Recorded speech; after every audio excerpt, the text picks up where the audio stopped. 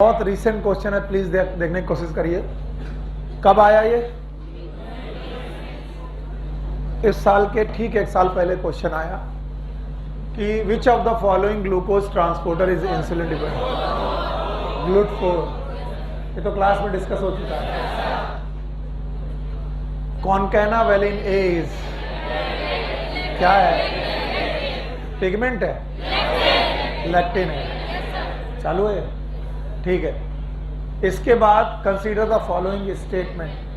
Coenzyme और metal ion that is tightly bound to enzyme protein is called as prosthetic group. अच्छा, a complete catalytic active enzyme with its bond prosthetic group is called as apoenzyme. Select the correct option.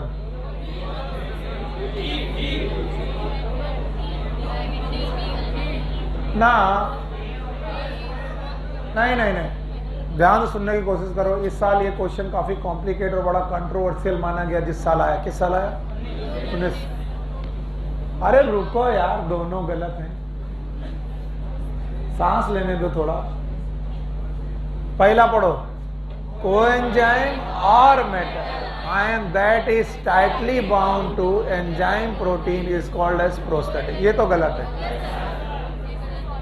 क्योंकि coenzyme tightly होता है, loosely transiently. Complete catalytic active enzyme with its bound prosthetic group is called as, नहीं, पूरा enzyme क्या कहलाता है? Holoenzyme. तो total enzyme is known as holoenzyme, उसका प्रोटीन पार्ट। तो ये जो सेंटेंसेस हैं वो तो मेरे को दोनों गलत लग रहे हैं। आपके पास कोई भी ऑप्शन है, मुझे उससे कोई फर्क नहीं पड़ता, ये दोनों गलत लग रहे हैं। तो इसका आंसर क्या होगा? आगे आओ। राम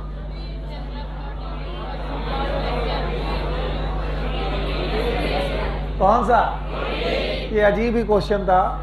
उड़ीसा में आया। कहाँ आया? उड़ीसा। उड़ीसा में उस साल बाढ़ आ गई थी, तो पेपर दोबारा आया था। नीट उस साल बाकी लोगों के लिए अलग हुआ था, उड़ीसा के लिए अलग आया था। दैट्स वाई इस क्वेश्चन का आंसर क्या था? प्रोटीन। आगे चलो। Prosthetic group differ from coenzyme. बताओ ये टाइटली है कि और वो? हाँ, तो बताओ प्रोस्थेटिक ग्रुप टाइटली होता है कि लूजली? टाइटली। कौन सा ऑप्शन?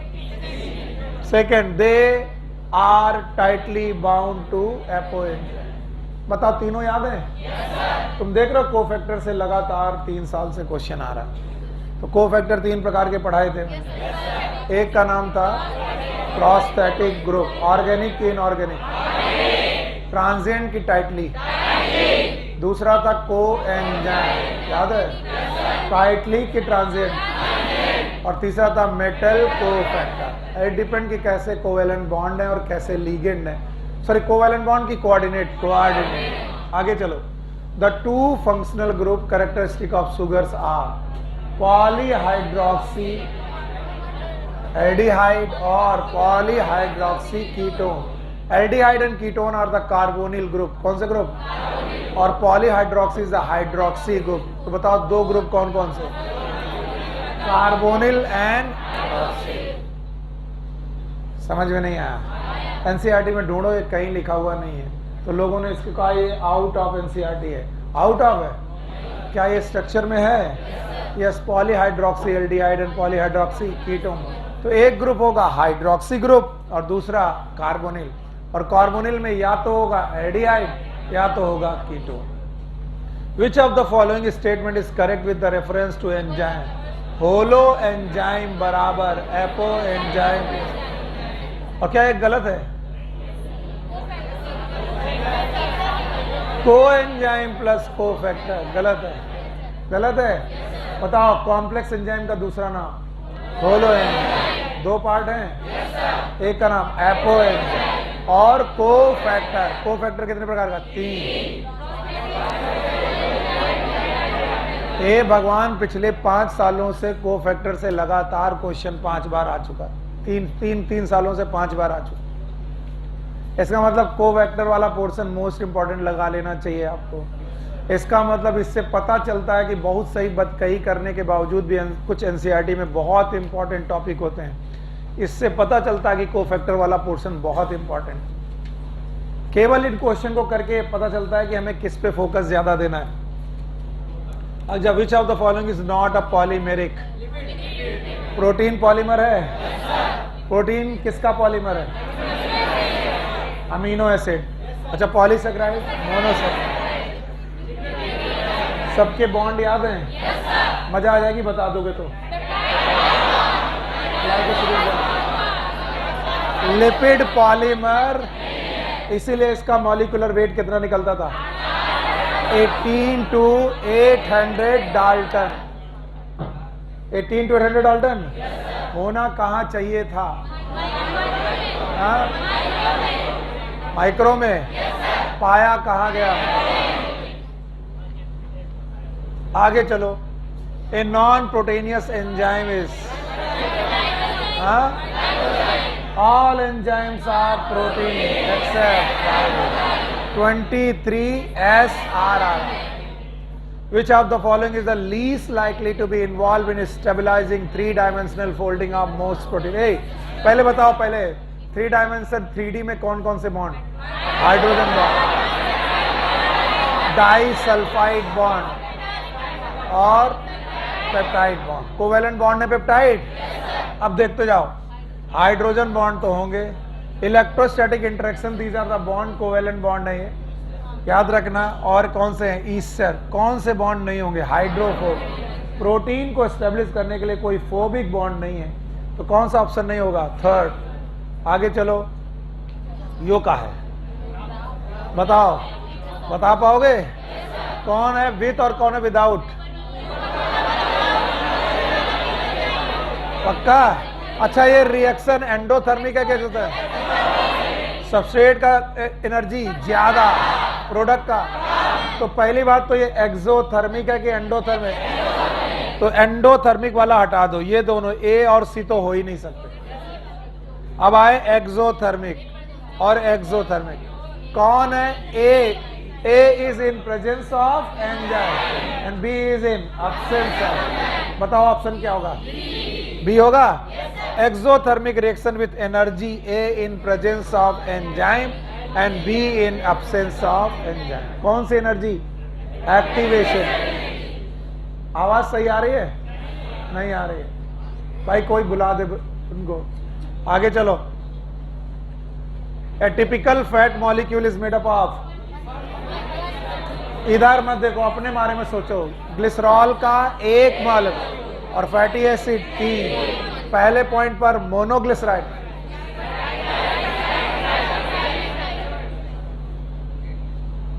कोई गया बाहर? नहीं गया। क्या बात है यार।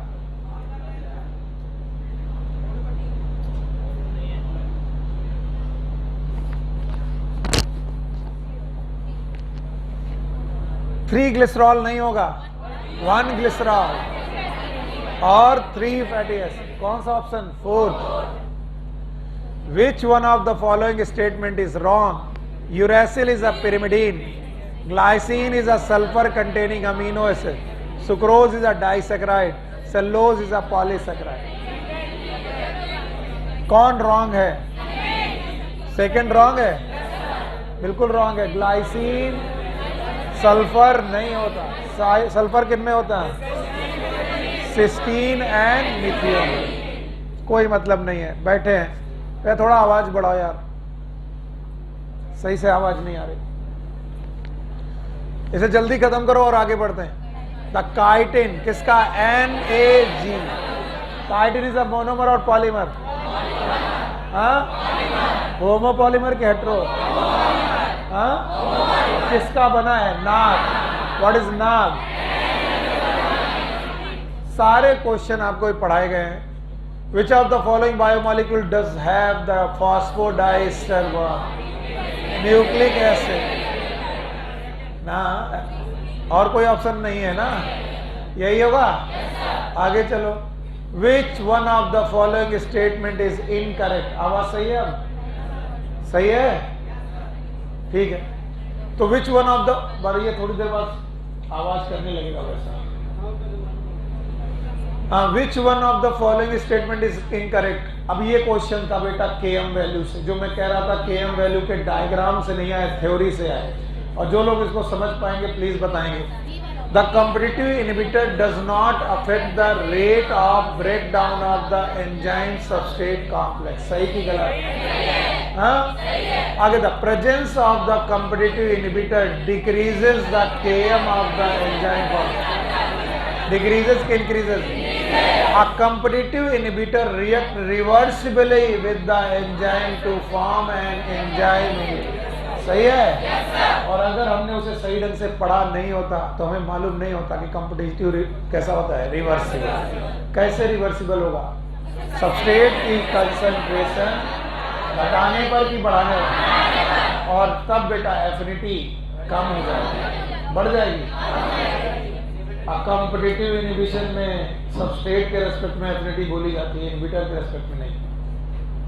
आप गलत जवाब देने लगते हैं, सोचने गलत लगते हैं। जो एफिनिटी शब्द था वो इनहिबिटर के लिए था, सबस्ट्रेट के लिए। तो जब भी मैं एफिनिटी बोलूं, आप किसके लिए बोले? सबस्ट्रेट। तो बताओ, सबस्ट्रेट के लिए एफिनिटी कंपटीशन में बढ़ेगी कि कम हो जाएगी? केएम बढ़ जाएगा। ये मैंने कल पूरा टाइम यही लगाकर पढ़ाने की कोशिश की कि आपको समझ में आ जाए। और मैंने कहा था कि ये क्वेश्चन आए हैं जबकि डायग्राम में केएम लिखा है और केएम की थ्योरी एनसीईआरटी में नहीं। आप एनसीईआरटी पढ़ रहे हैं? नहीं पढ़ रहे। पढ़े होंगे तो क्या आपको केएम की थ्योरी मिली थी? लेकिन फिर भी क्वेश्चन आए, क्योंकि डायग्राम में बना हुआ क्वेश्चन मान लिया जाता है कि वो आपको पढ़ाएगा आपका टीचर। सो आपको केएम की वैल्यू याद होगी। What is KM Rajan? ऐसा दुखी काहे बैठे हो? What is KM? खड़े हो। क्या डेफिनेशन होती है? हमने कहा था कि मैं दुनिया का हैप्पीएस्ट टीचर होऊंगा अगर मेरा बच्चा केएम को केवल इतना बोल दे। कितना? केएम एक सबस्ट्रेट कंसंट्रेशन है। वो substrate concentration with yellow jacket. Yes, what is substrate? What is KM value? और उसके बाद भी बात कर रहा हूं, एक मौका मिल रहा कि समझ सको।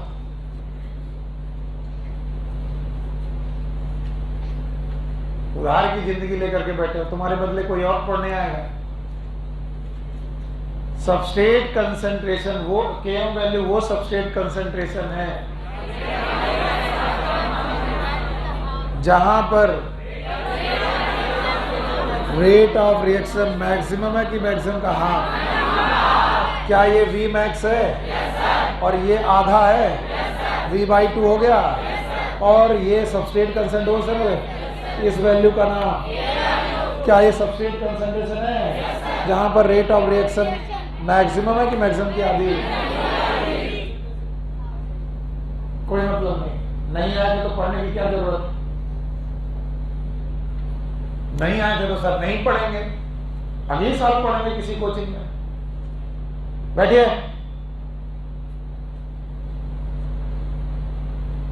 ये सेशन आपको लगते हैं बेवकूफी भरे, लेकिन जिन्होंने सही से पढ़ाई की है उनके लिए सेशन सबसे ज्यादा फ्रूटफुल है। तो आपको पता चल जाता है कि एनसीईआरटी में क्या पूछा जा रहा है और ये क्वेश्चंस कहाँ के हैं, नीट के। तो ये क्वेश्चन अगर तुम्हारे सामने आता तो तुम कितना सही कर पाते ये तुम जानो। सर हम तो ना कर पाते।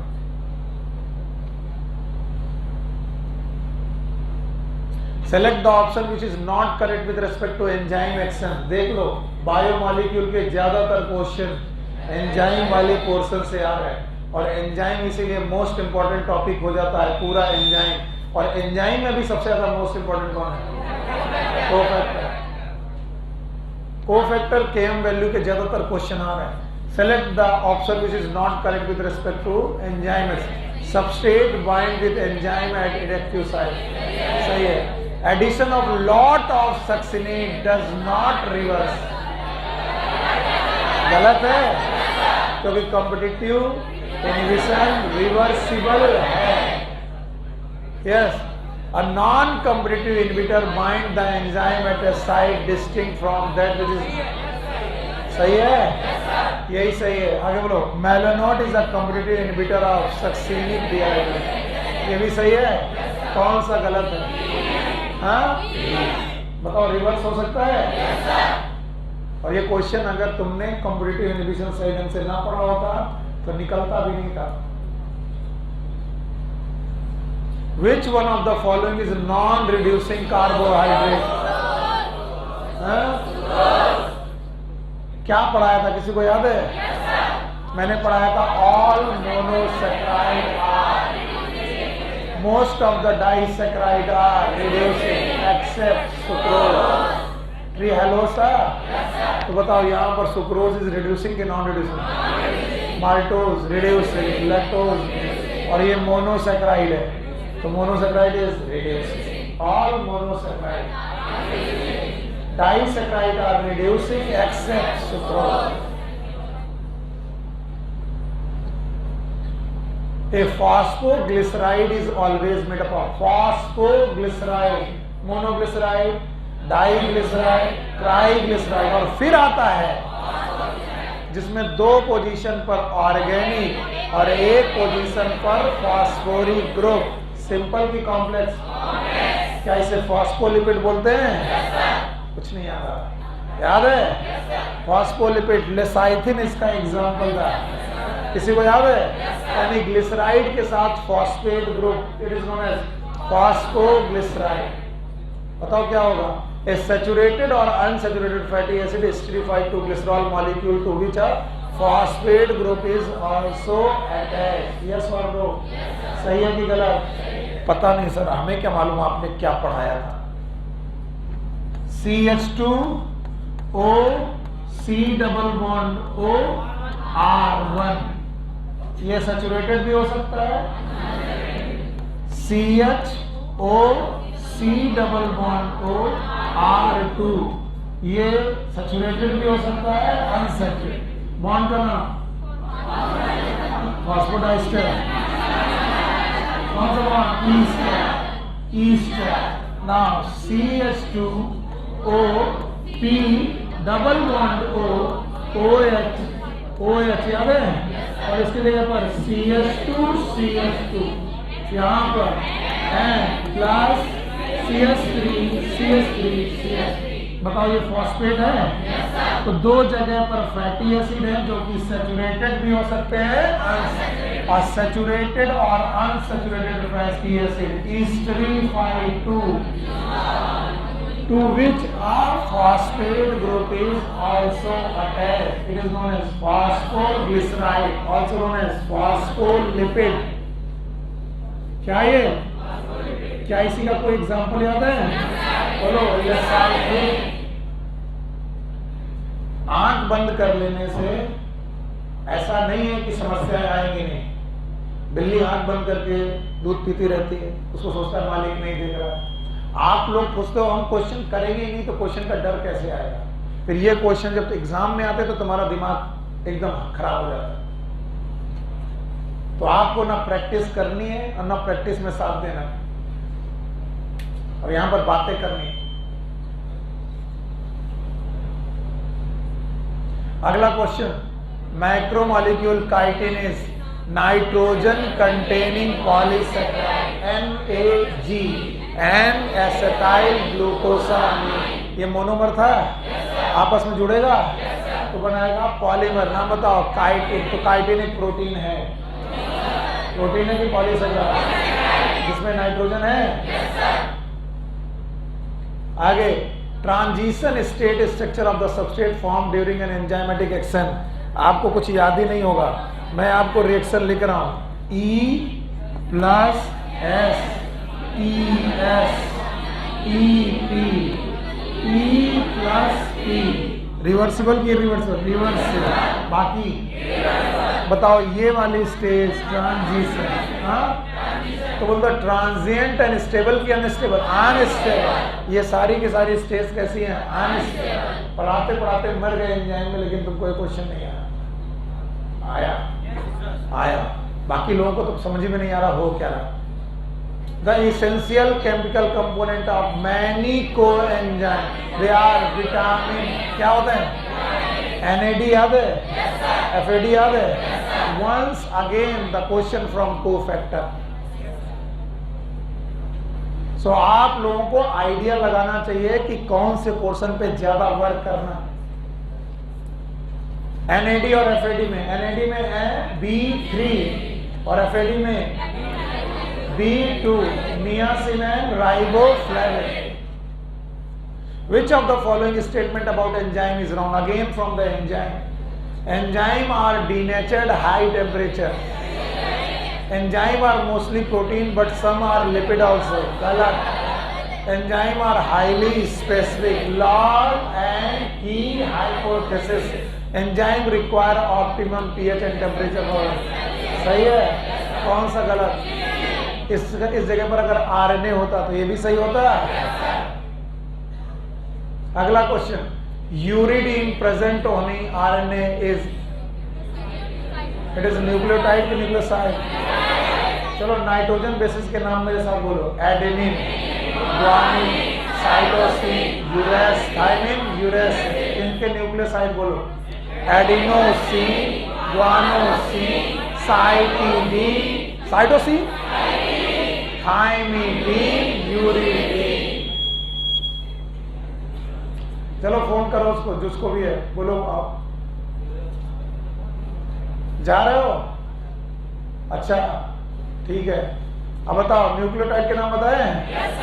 Adenylic acid, guanylic acid, thymidylic acid, cytidylic acid, uridylic, डिलिक डिलिक, निलिक निलिक, डीन डीन, याद है? डीन डीन, सीन सीन, ये कौन है? न्यूक्लियो, और निलिक निलिक, डिलिक डिलिक, राइट है?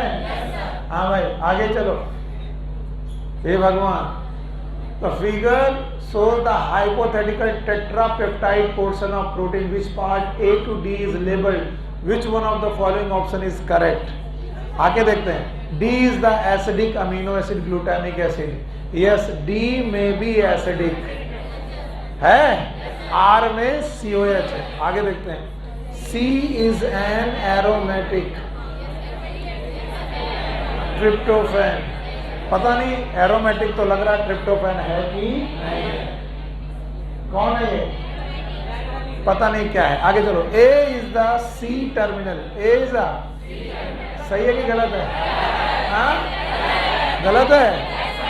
अच्छा A is a और D is a C terminal. A is a sulfur containing amino acid methionine. कहीं सल्फर दिख रहा है? तो ये दोनों गलत है। अब बच्चे ये दोनों, D is the acidic amino acid glutamic acid. किसी को मालूम है ग्लूटामिक एसिड में कितने कार्बन है? 5। अगर 5 कार्बन का एसिड है ये, तो ये ग्लूटामिक हो सकता है। गिनो, 1 2 3 4 5 6।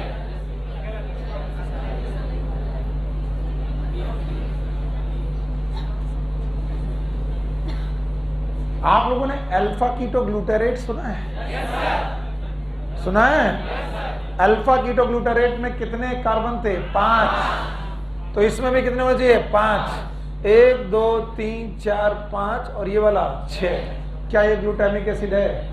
नहीं है। इसका मतलब ये ग्लूटामिक एसिड नहीं है, तो कुछ और होगा। तो इसका आंसर फिर एक ही बचता है, ट्रिप्टोफैन। आप लोग देखिए क्या ट्रिप्टोफैन का स्ट्रक्चर ऐसा दिखता है? अगर है तो ठीक, नहीं है तो फिर आगे मिलेंगे। I have to see this, क्योंकि एस्पार्टिक एसिड में कितने कार्बन होने चाहिए थे? 4 की 5। तो बात मत करो। ग्लूटामिक एसिड में 5 कार्बन होने चाहिए, शायद केमिस्ट्री में तुमने पढ़ा है। तो 5 है कि यहाँ पर 6 है? देखो 1 2 3 4 5 और ये वाला 6। तो मेरे को थोड़ा डाउट हो रहा, but I will see it, क्योंकि केमिस्ट्री मेरा थोड़ा वीक है। आप लोग देख लीजिएगा। आगे बढ़ रहा हूं। हाँ अब बताओ, विच one of the following A to D given below correctly represent the structure following of basic amino acid? R में मुझे NH2 चाहिए, तो बेसिक होगा, यस और नो?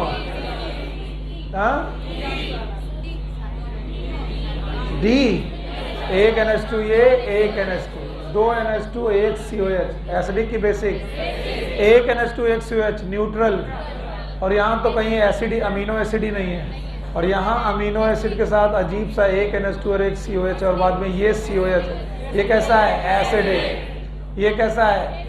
न्यूट्रल। और वो कैसा है? हाँ, एसिडिक। चलो भाई, तो बताओ इसका ऑप्शन क्या होगा? डी। अब यो का है, हाँ बताओ। अगर मैं देखूं तो पहली पोजीशन में नाइट्रोजन बेस, दूसरा OH, तीसरा OH, चौथा COC, पांचवी COC। फॉस्फेट तो है नहीं, तो न्यूक्लियोसाइड, और न्यूक्लियोसाइड में यहाँ पर नाइट्रोजन बेस, तो अब इसमें न्यूक्लियोसाइड छांटो। न्यूक्लियोसाइड, एक ही ऑप्शन है न्यूक्लियोसाइड, कौन सा होगा? डी। और एक्स के पर क्या आ सकता है? यूरेसिल आ सकता है, तो भाई इसलिए ऑप्शन 4 होगा। कोई पूछे पहला क्यों नहीं होगा? कोलेस्ट्रॉल नहीं है।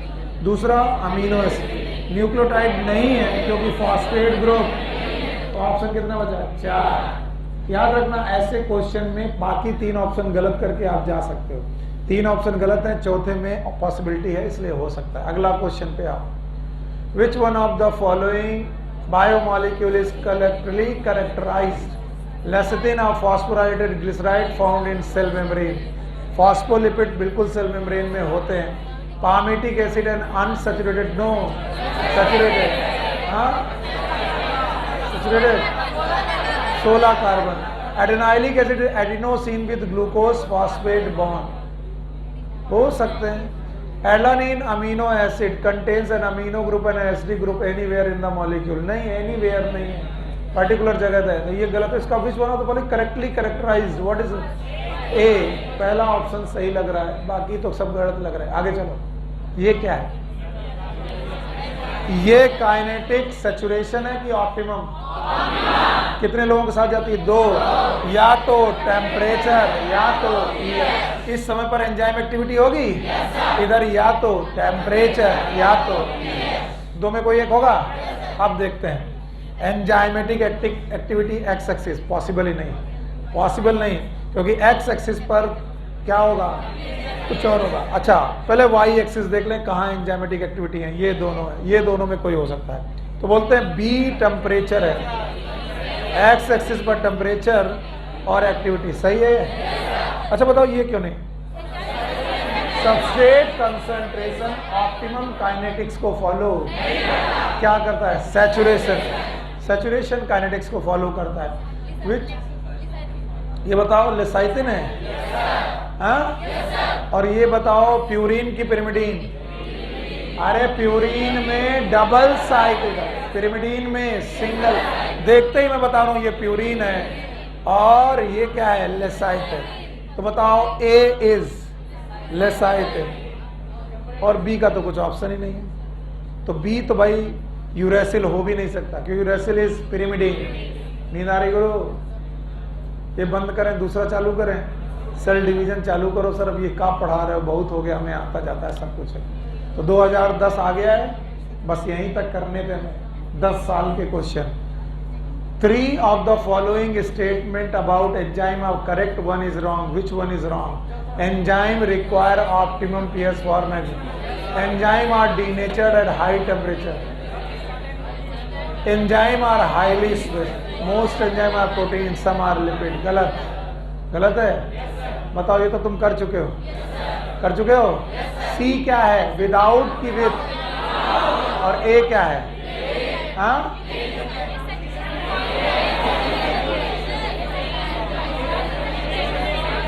Potential energy transition state. जल्दबाजी मत करो, क्वेश्चन पढ़ लो। चलो, the figure given below conversion of substrate into product enzyme, which one of the following component label A, B, C, D are identified correctly? बताओ what is A, what is B, what is C?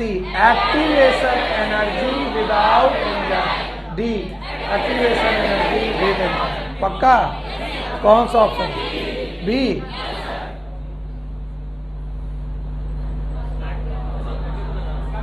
$2008 आ गया, छोड़ो, इसके आगे के मैं question आपको भेज दूंगा।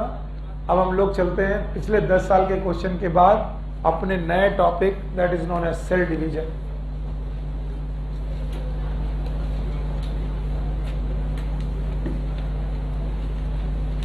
cell cycle and cell division. It is our new topic.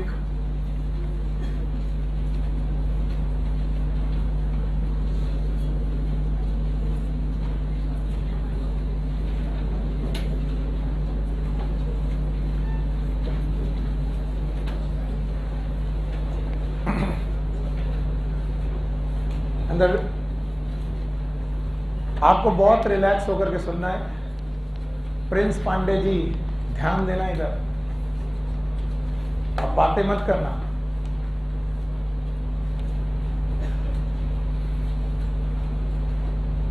छोटा सा टॉपिक है और एनसीईआरटी बड़े ब्यूटीफुल तरीके से इसको उठाती है और समझाने की कोशिश करती है।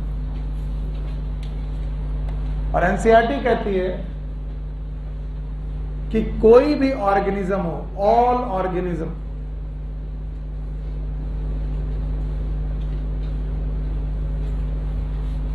चाहे वो यूनिसेलुलर ही क्यों ना हो,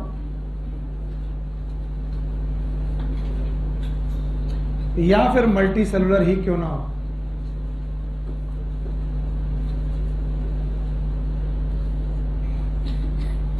इस दुनिया का कोई भी ऑर्गेनिज्म हो, चाहे यूनिसेलुलर हो चाहे मल्टी सेलुलर हो, वो अपनी जिंदगी की जर्नी सिंगल सेल से स्टार्ट करता है। दे स्टार्ट देयर लाइफ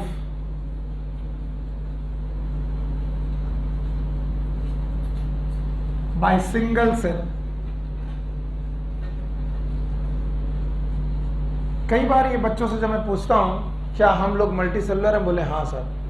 तो क्या हमारी जर्नी, हमारी जिंदगी एक सेल से चालू हुई थी? बोले और उस सेल को आपने बहुत बार पढ़ा था। हम नहीं थे, हमारे पापा थे।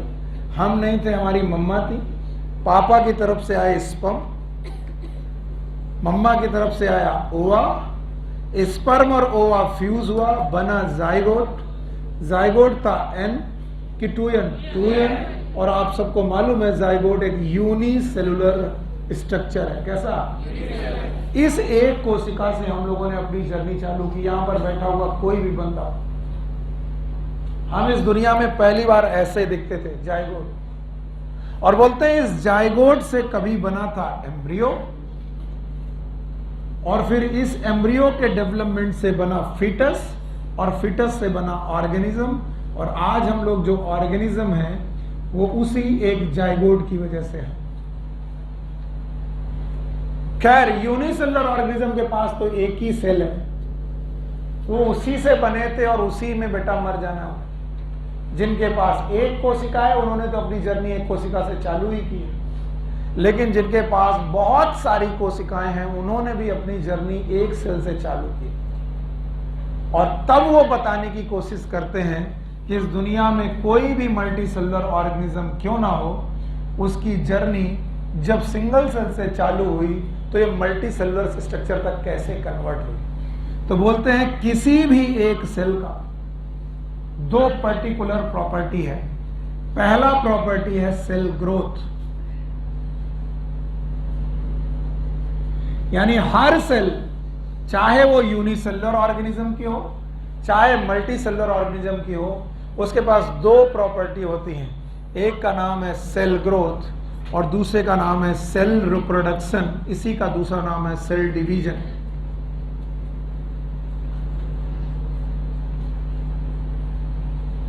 और जिसने भी यहां से समझना चालू किया, जहां से मैं लिख रहा हूं इस कलर से, बस यही कॉन्सेप्ट शुरू हो जाता है।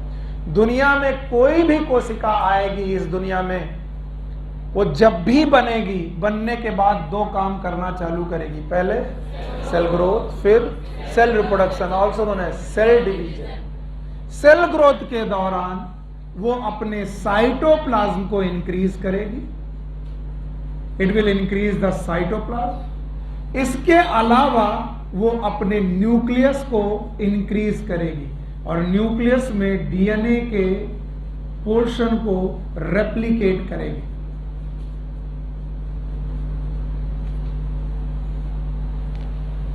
चलिए, मैं जब भी पूछूंगा आप मुझे इसी सीक्वेंस में बताओगे।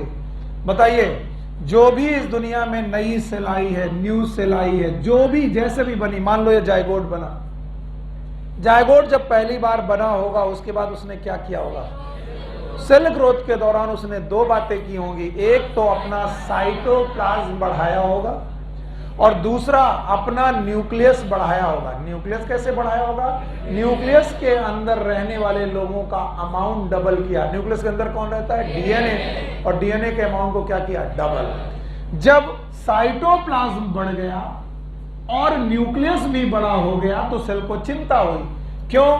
क्योंकि एक घर जिसमें साइटोप्लाज्म ज्यादा हो गया और न्यूक्लियस भी ज्यादा हो गया, वो घर अब डिवाइड, बंटवारे की तरफ जाएगा। एक आदमी के पास दो बच्चे हुए और दोनों बच्चे इस घर को बांटने वाले हैं। तो याद रखना, अब जो साइटोप्लाज्म बना है और जो न्यूक्लियस बढ़ा है उसको दो पार्ट में डिस्ट्रीब्यूट कर दिया जाएगा। यानी आधा आधा साइटोप्लाज्म दो कोशिकाओं में दे दिया जाएगा और आधा आधा न्यूक्लियस। आधा आधा न्यूक्लियस क्यों? क्योंकि न्यूक्लियस पहले ही बड़ा कर लिया गया है, डबल कर लिया गया। कितना?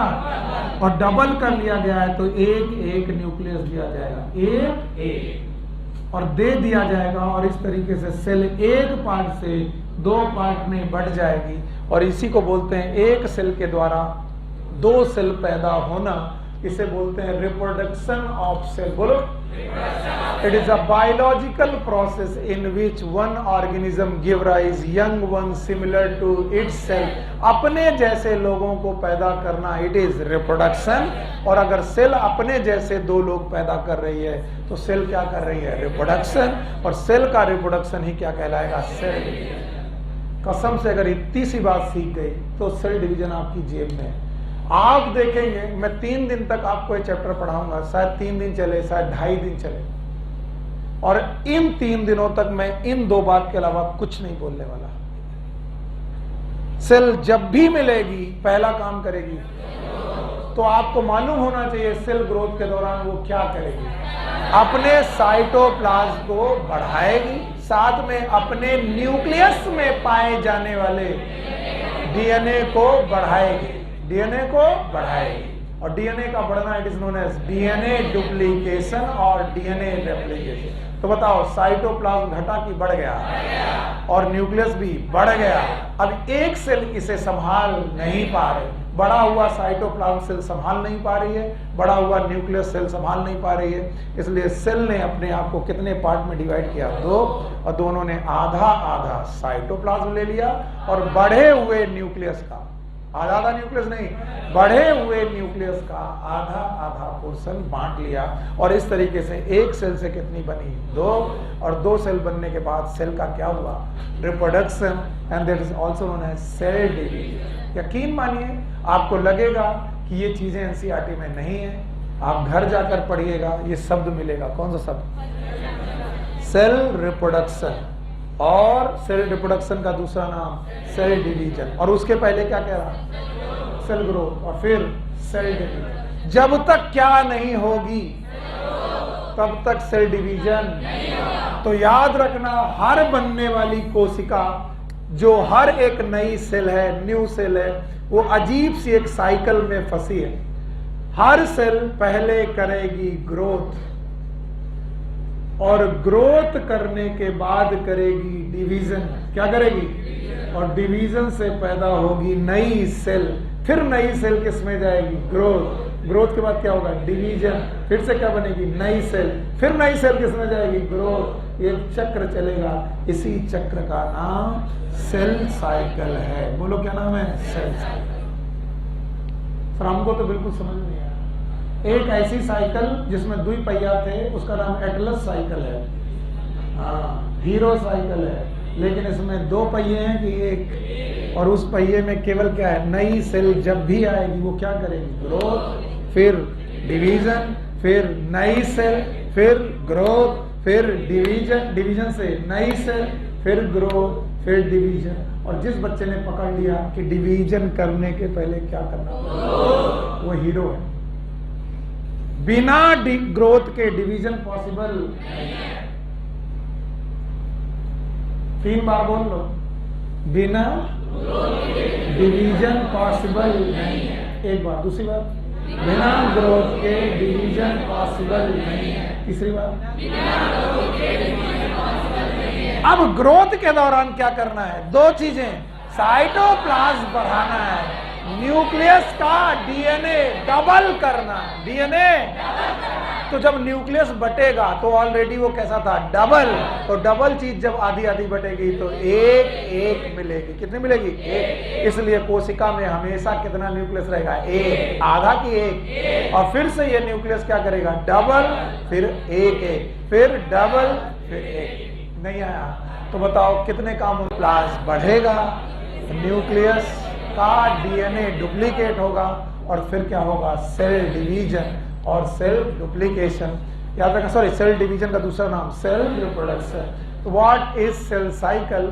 सेल साइकिल अगर इतना तुम बता दोगे मैं खुश हो जाऊंगा कि हर नई सेल किसने जाएगी, ग्रोथ में, फिर डिवीजन में, टू प्रोड्यूस न्यू सेल, एक साइकिल बनेगी। इसी साइकिल का नाम सेल साइकिल।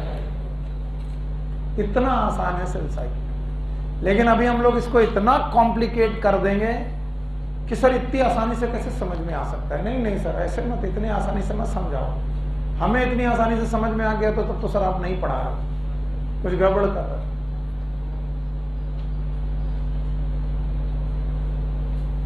यस, अब आपके पास सेल साइकिल की डेफिनीशन है, और अगर आप वो डेफिनीशन अंडरलाइन कर लेते हो तो मैं एक अच्छा और सुखी टीचर बन जाऊंगा। पेज दो, बुक दो बेटा। बुक में जहां पर सेल साइकिल नाम का हेडिंग लिखा हुआ है, उसी वाले पेज में सेल साइकिल हेडिंग के बाद it is a 5th line, 1 2 3 4 5, 5वीं लाइन के आखिरी में जाइए। The sequence of events by which cell duplicates its genome. इतना बोलो, the sequence of event by which cell duplicates its genome, synthesize the other constituent of the cell and eventually divide into 2 daughter cell is termed as cell cycle.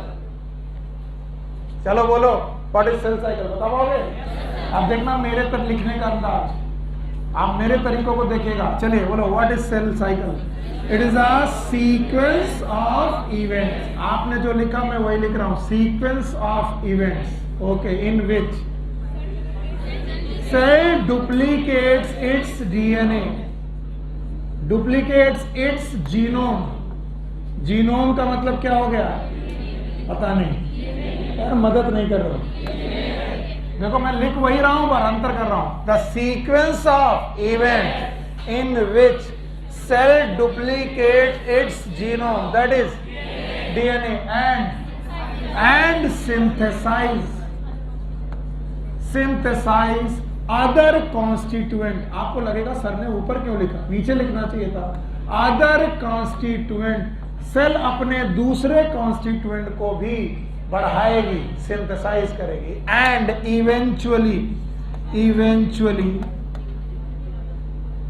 Eventually divide into 2। किसमें divide होगी, 2 daughter cell में। किसमें, 2 daughter cell में। देखिए मैंने अपने तरीके से लिख के तुम्हें कैसे अपने जाल में फंसाया। देखो अभी मैं तुमको वही चीज सिखाऊंगा।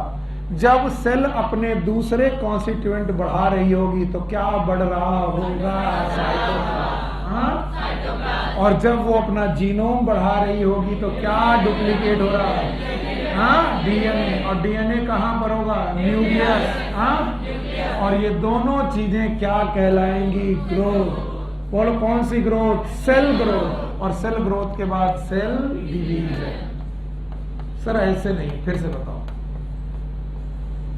मैंने क्या कहा था।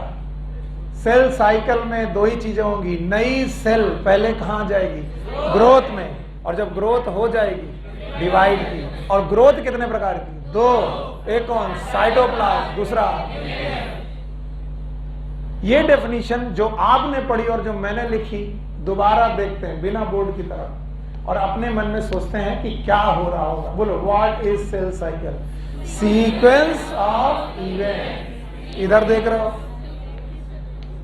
अब देखो और मम्मी कसम किसी ने बुक देखी तो अपने मन में डेफिनेशन बनाओ, हिंदी उर्दू भोजपुरी जैसे भी, sequence of in which cell duplicates its genome duplicate हो रहा है, मतलब न्यूक्लियस की ग्रोथ हो रही है, एंड सिंथेसाइज अदर कॉन्स्टिट्यूएंट। क्या बढ़ रहा है?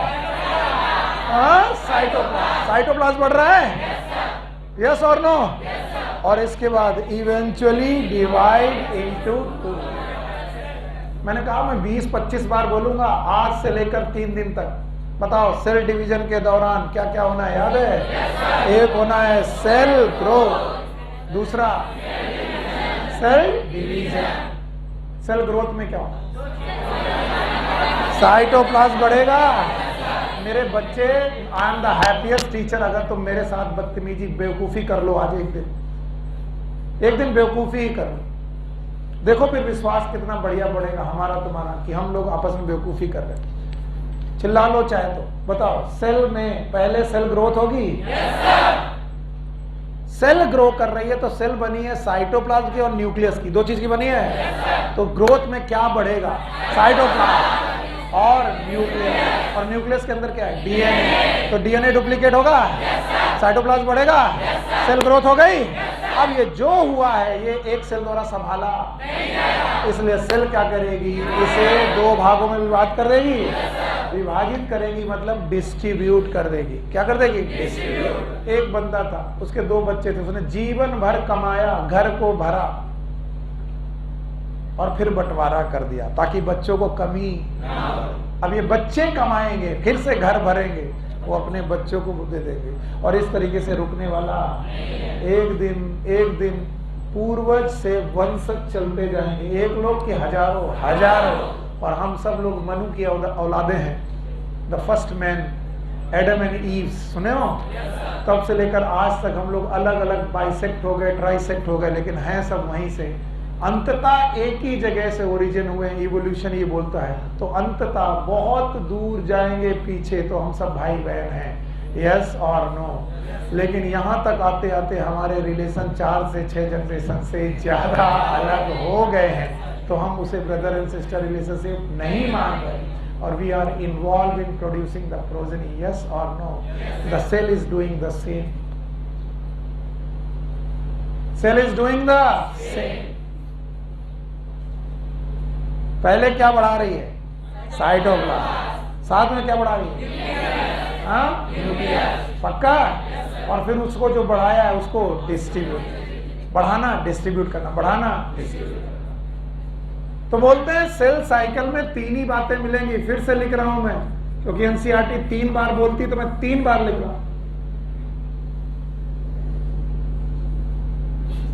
डीएनए रेप्लिकेशन पहला काम, उसी के साथ साइटोप्लाज्म का ग्रोथ, और तीसरा काम distribution to the daughter cell, distribution of cytoplasm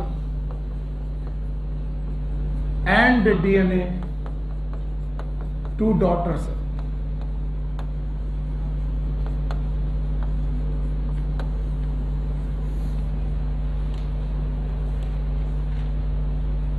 Okay, and that's why every cell cycle have 2 phase. पहला फेज ग्रोथ फेज, बोलो। दूसरा डिवीजन फेज, फिर से बोलो।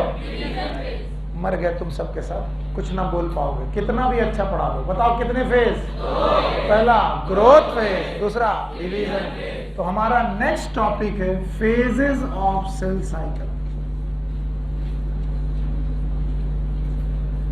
और जो लोग इतना आसानी से बैठ करके पीछे मुस्कुरा रहे हैं ना कि हम तो ना समझेंगे, तुम चाहे जितना समझा लो, तो फिर किसी दिन मेरे साथ भटकते हुए लौट के आएंगे कि सर हमने काश आपकी बात सुनी होती। वरना लोग इस टॉपिक को इतना क्लिष्ट, इतना कठिन कर देते हैं कि आप समझ नहीं पाओगे, जबकि इतना सिंपल है। फिर बोल रहा हूं, अब आगे बढ़ रहा हूं। बताइए, सेल साइकिल तो हो गया, it is the sequence of event in which DNA replication होगा, साइटोप्लाज्म बढ़ेगा और इवेंचुअली सेल डिवाइड हो जाएगा। इसमें कितनी फेजेस हैं वो पढ़ाना है। बोलते हैं फेजेस ऑफ सेल साइकिल को समझने के लिए हमने एक टिपिकल सेल ली, एक टिपिकल सेल ली, और ये टिपिकल सेल हमने ह्यूमन सेल को बोला, यानी ह्यूमन की एक सेल ली, ह्यूमन सेल, और इस ह्यूमन सेल को हमने कल्चर मीडियम में डाला, और फिर हम बैठ गए देखने में कि ये सेल कितनी देर में डिवाइड करेंगे। हमने देखा कि ह्यूमन सेल लगभग हर 24 घंटे में, आफ्टर 24 आवर में ये डिवाइड कर जाती है। चलो मेरे साथ बोलो, क्या हम लोगों ने एक एक्सपेरिमेंट किया जिसमें क्या ली, टिपिकल सेल, कौन किसकी, कहां पर डाला, कल्चर मीडियम, और कल्चर मीडियम में डाल करके हमने देखा कि ये सेल क्या कर रही है। सेल बेटा हर 24 घंटे में डिवाइड। तो हमने कहा कि ये जो 24 घंटे हैं ये किसी टिपिकल सेल के लिए पूरी साइकिल मेंटेन करते हैं, and this is known as time duration for cell cycle. हमने माना कि ये 24 घंटे का जो समय है ये सेल साइकिल का टाइम है, और वो भी सारी सेल में कि typical cell. This time duration can vary, ये टाइम ड्यूरेशन वेरी कर सकता है ऑर्गेनिज्म टू ऑर्गेनिज्म, यानी ये अलग ऑर्गेनिज्म में अलग भी हो सकता है, एंड सेल टू सेल, और ये सेल बदलने पर भी बदल सकता है। जैसे इन्होंने WBC या RWBC ली होगी और वो 24 घंटे में डिवाइड कर रही होगी, पर क्या नर्व सेल भी 24 घंटे में डिवाइड कर रही होगी ना? ये हर एक सेल की बात कर रहे हैं कि typical cell which is going to divide. Please मेरे पॉइंट को अच्छा करो और बताओ, क्या फेजेस ऑफ साइकिल को समझने के लिए हमारी बुक ने एक एक्सपेरिमेंट किया? उसके दौरान उन्होंने कल्चर मीडियम में एक टिपिकल सेल डाली। ये टिपिकल सेल डायनासोर की थी, ह्यूमन की थी। उसको डालने के बाद उन्होंने देखा कि 24 घंटे बाद वो सेल डिवाइड हो, और उसने कौन सी साइकिल पूरी, सेल साइकिल पूरी की। फिर उन्होंने कहा ये जो 24 घंटे हैं, इन 24 घंटे के दौरान सेल डिवाइड होती होंगी, लेकिन क्या हर सेल 24 घंटे में डिवाइड होते हैं? यस और नो? क्या हर ऑर्गेनिज्म के साथ ऐसा होगा? नो। इन्होंने इसको डिफाइन करने के लिए दूसरा एग्जाम्पल दिया, और ये एग्जाम्पल था ईस्ट का। किसका? बोले ऑर्गेनिज्म बदल दिया, ह्यूमन से किया ईस्ट, और बोला ईस्ट तो अपनी सेल साइकिल को 90 मिनट में पूरा कर लेता है। इसका मतलब ह्यूमन की सेल जो कितने मिनट में काम करती है? मिनट में कि घंटे में? कितने घंटे में? 24 घंटे में काम करती है। वही काम ईस्ट की कोशिका 90 मिनट में काम। और मैं फिर इनवाइट करता हूं, आप बता देना वरना मैं अब दुखी हो जाऊंगा। इस पूरी सेल साइकिल में 24 घंटों के दौरान कितने काम? Thank you. वाह, सेल ग्रोथ। पहला कौन? Cell growth. वाह मेरे बच्चे, शाबाश। कौन सा? दूसरा सेल डिवीजन। कसम से तुमने दिल जीत लिया। कितने काम? 2। वन इज सेल ग्रोथ, दूसरा सेल डिवीजन। और सेल ग्रोथ में कौन कौन सी बातें? 2। एक कौन? साइटोप्लाज्म। हाँ। दूसरा न्यूक्लियस। न्यूक्लियस बढ़ रहा है? न्यूक्लियस पूरा बढ़ रहा है कि डीएनए? याद रहा? और फिर इन्होंने इन 24 घंटे को दोबारा देखा। उन्होंने कहा इस 24 घंटे में डिवीजन तो केवल 1 घंटे का ही रहा, बाकी 23 घंटे सेल क्या करती रही? ग्रोथ। इसका मतलब है सेल ग्रोथ का जो समय है it is more than 95%, 95% time से ज्यादा टाइम केवल किस में चला जाता है? सेल ग्रोथ में। और बाकी बचा हुआ लेस देन 5% वो जाता है सेल डिवीजन में। तो कोशिका एक्चुअली डिवाइड करती है कितने घंटे, 24 घंटे की 1 घंटे, बाकी 23 घंटे डिवीजन की तैयारी। अब ग्रोथ बोलना बंद करो, डिवीजन की तैयारी। तो तैयारी कितनी देर में लगती है, 23 घंटे, यानी 95% टाइम किस में चला गया, प्रिपरेशन में। तो cell growth is nothing, it is a preparatory phase. अब मरोगे तुम सब अगर सुना नहीं है तो, क्योंकि अब तुम्हें लगेगा पानी प्यास, तुम बाहर भागोगे।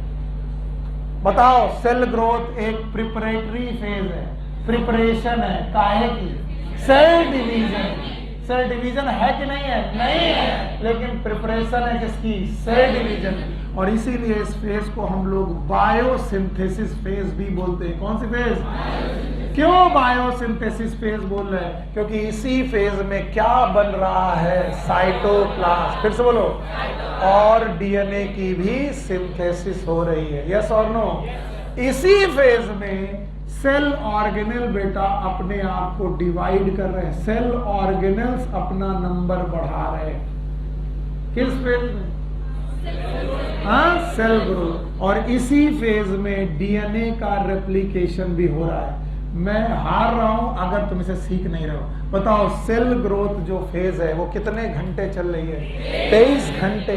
24 घंटे में कितने घंटे, 23 घंटे। और 23 घंटे डिवीजन हो रहा है, नहीं हो रहा है, 23 घंटे डिवीजन नहीं हो रहा। तो फिर क्या हो रहा है, डिवीजन की तैयारी। और इस तैयारी की वजह से इस फेज का नाम प्रिपरेटरी फेज, इसीलिए बायोसिंथेसिस फेज। और इस फेज में किस चीज की तैयारी हो रही होगी, साइटोप्लाज्म बढ़ रहा होगा। साइटोप्लाज्म बढ़ रहा होगा तो क्या बढ़, सेल ऑर्गेनल। क्या बढ़ रहा होगा, न्यूक्लियस। न्यूक्लियस बढ़ रहा होगा, क्या होगा, डीएनए डुप्लीकेशन। नहीं आया।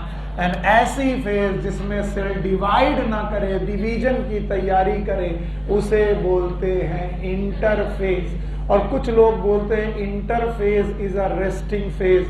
वो बोलते जरूर हैं इंटरफेज को रेस्टिंग फेज, पर उनसे बता दो कोशिका रेस्ट नहीं कर रही है, बल्कि कोशिका क्या कर रही है, प्रिपरेशन। हाँ, तो बताओ, interphase is a resting phase, क्या ये प्रिपरेशन फेज है? क्या कोशिका रुकी है? कोशिका रुकी, फिर भी क्या कर रही है, सेल ऑर्गेनल बढ़ा रही है, डीएनए बढ़ा रही है। तो इंटरफेज को लोग बेटा रेस्टिंग फेज बोलते हैं। नो डाउट, मुझे भी पढ़ाया गया है इंटरफेज इज रेस्टिंग फेज। पर बच्चों, अगली बार पूछा जाए रेस्टिंग फेज क्यों बोलते हैं, इसलिए क्योंकि इस दौरान डिवीजन नहीं कर रहा। पर क्या ये रेस्ट कर रही है, रेस्ट कर रही है, बस रेस्ट नहीं कर रही है। और ये क्वेश्चन पूछा गया है कि interphase is metabolically active phase, metabolically active phase. और जिन्हें नहीं आया वो आफत में है इस समय। और दूसरी फेज है जिसका नाम है सेल डिवीजन फेज। बोलो क्या नाम है? और इस दौरान हमें क्या करना है, डिस्ट्रीब्यूशन, बंटवारा। क्या करना है, किसका बंटवारा, दो, न्यूक्लियस का बंटवारा, साइटोप्लाज्म का बंटवारा।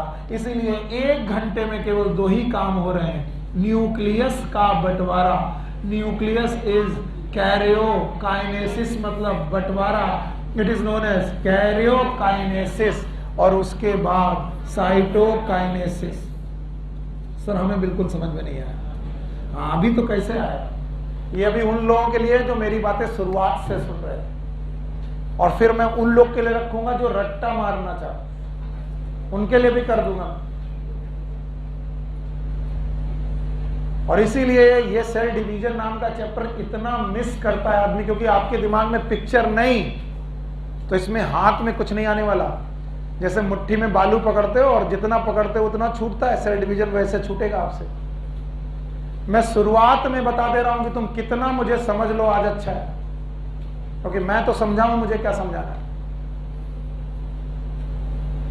मैं इन बातों को दोबारा लिखूंगा दूसरे अंदाज में, उनके लिए जो रट्टा मारना चाहते। चलो फिर से बोलो, क्या हमने, हटा दे इसे, क्या हमने सेल डिवीजन की फेजेस पढ़नी चाहिए?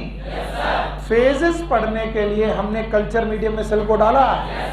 सेल को डालते ही हमें पता चला कि कितने घंटे में साइकिल हो रहे, 24। क्या 24 घंटे में हर सेल डिवाइड करेगी? क्या ये सेल टू सेल वेरी करेगा? ऑर्गेनिज्म टू ऑर्गेनिज्म वेरी करेगा? यस और नो? फिर हमने देखा ईस्ट यही काम 90 मिनट में कर रहा है, जो काम हम कितने घंटे में? 24। लेकिन एक पैटर्न साफ है। क्या है? साफ। क्या साफ है? सुन लो, वो पैटर्न दोबारा लिख रहा हूं, जिनको ना समझ में आए वो अब लिख लें। सेल साइकिल में आपको 2 फेज मिलेंगी। कितनी फेज? और इन दोनों फेज को मैंने अलग अलग अंदाज से लिखा है। एक फेज है जिसे बोलेंगे सेल ग्रोथ फेज। मैंने पहले ही बात बोला था, बिना ग्रोथ के डिवीजन पॉसिबल नहीं है। कितनी बार बुलवाया था? 3 बार बुलवाया था। बोला था सेल ग्रोथ के बिना सेल डिवीजन पॉसिबल नहीं है। और दूसरा phase is cell division phase. फिर से बोलो, बताइए सेल ग्रोथ फेज और सेल डिवीजन फेज मिला करके कितने घंटे लगते हैं? 24। क्या ये टिपिकल सेल है? क्या हमेशा 24 लगेगा? सेल टू सेल वेरी करेगा, ऑर्गेनिज्म टू ऑर्गेनिज्म वेरी करेगा। बताइए ग्रोथ फेज में कितने घंटे? 23 घंटे लगा देते हैं। और सेल डिवीजन में 1 घंटे के आसपास लगता है। इसलिए मोर देन 95% टाइम आपका किसमें जाता है? Cell growth phase. और लेस देन 5% कहाँ जाता है? अगर मैं इसे 90 मिनट में पूछूं, बता ही नहीं पाओगे। 90 मिनट का 95% से ज्यादा निकालो।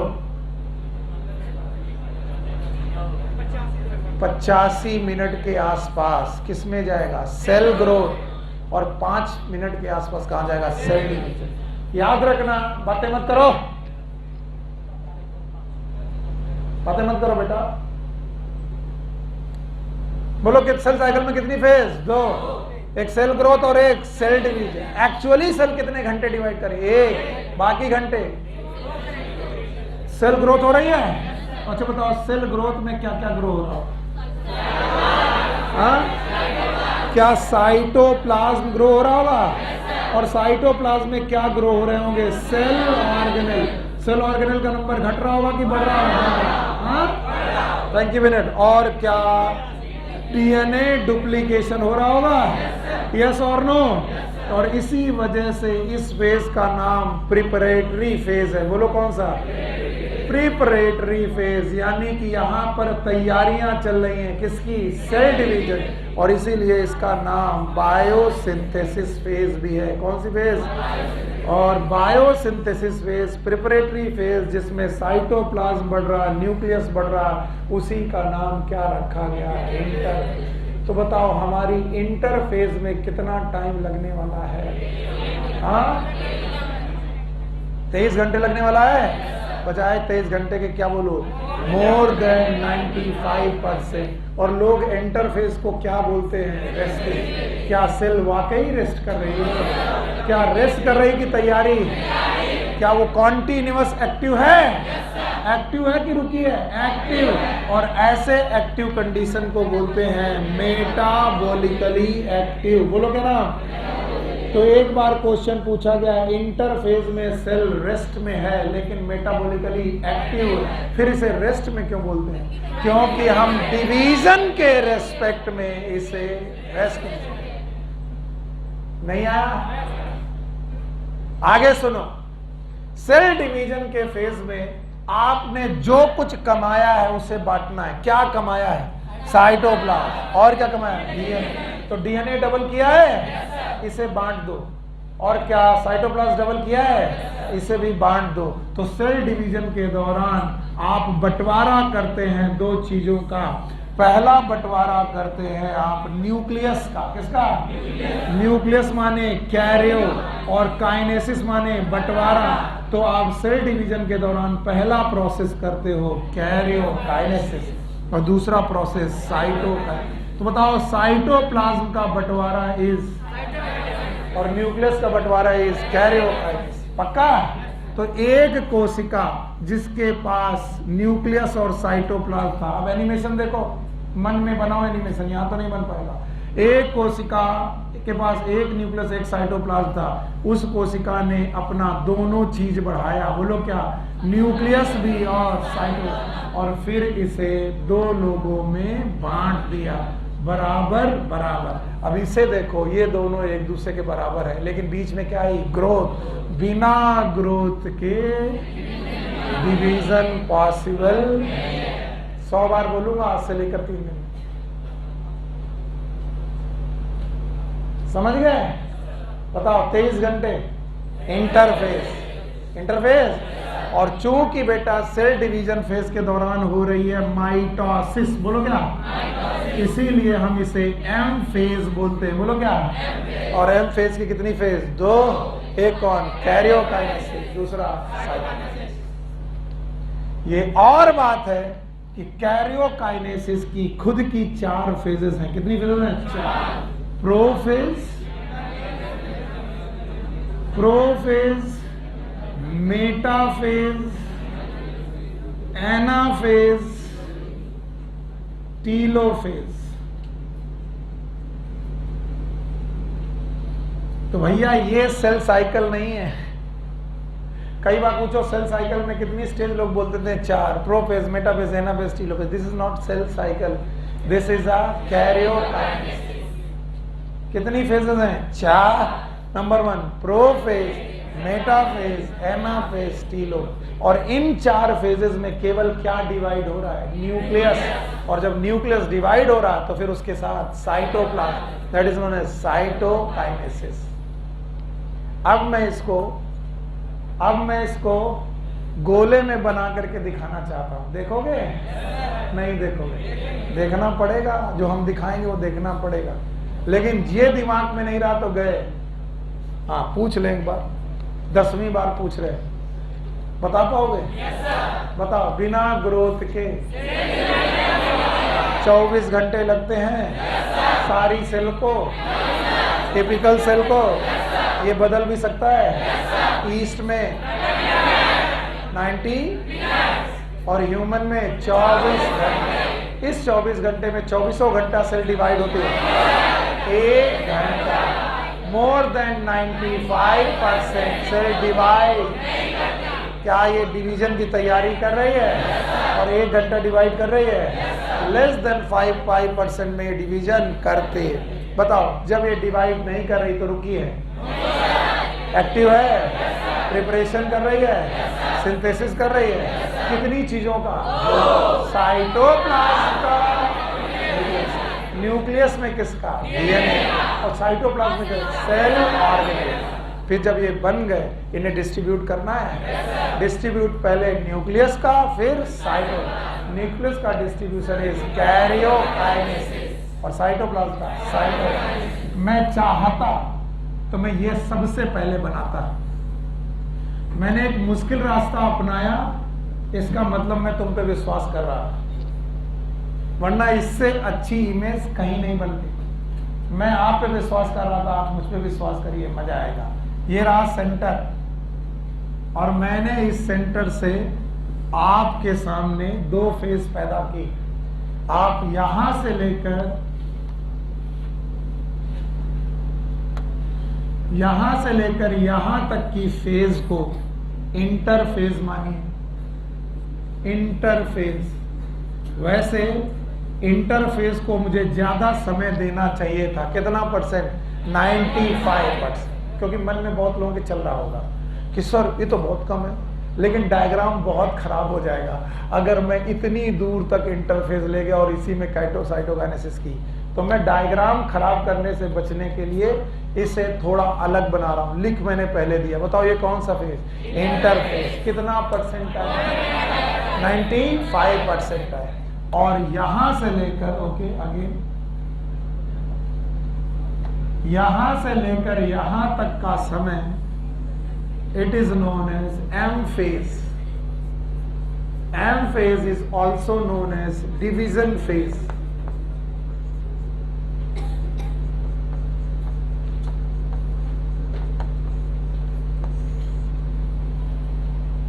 कौन सा फेज? Division phase. अब इंटरफेज में जो पहला फेज है इट इज G1। दूसरा फेज है इट इज S। तीसरा फेज है G2। यानी इंटरफेज को खुद में 3 पार्ट में डिवाइड किया गया है, G1 phase, S phase, G2। NCERT G1 phase को बोलती है gap 1 phase. Please gap 1 phase NCERT की इज्जत में बोल दो, लेकिन सब लोग मेरे साथ बोलो इट इज ग्रोथ 1 फेज। बोलो क्या? तो इससे तुम्हें फीलिंग आएगी कि इस जगह पर गैप है कि ग्रोथ है, क्योंकि इंटरफेज में ग्रोथ चल रही है। किसकी? साइटोप्लाज्म और न्यूक्लियस की। S phase is known as synthetic phase. ये सही नाम है क्योंकि सिंथेटिक फेज में डीएनए की सिंथेसिस हो रही है। किसकी? DNA. And G2 phase NCERT लिखती है गैप 2 फेज। तुम्हें मालूम है तुम्हें क्या बोलना है? Growth 2 phase. It is known as growth 2 phase.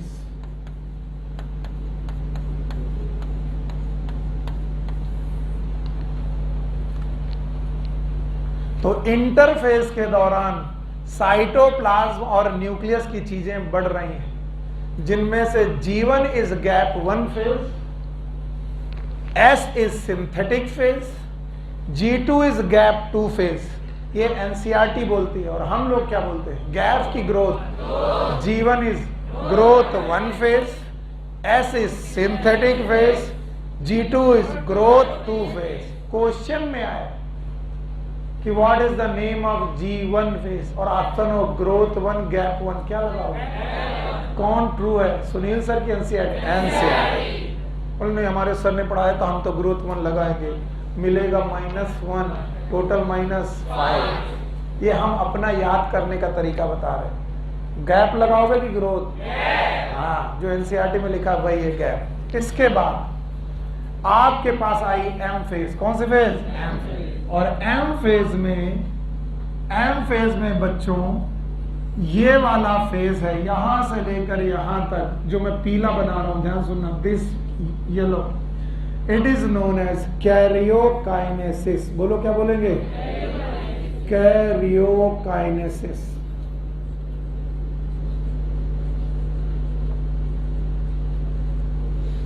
And this phase is, karyokinesis यहां तक जाएगा, and this phase is known as cytokinesis।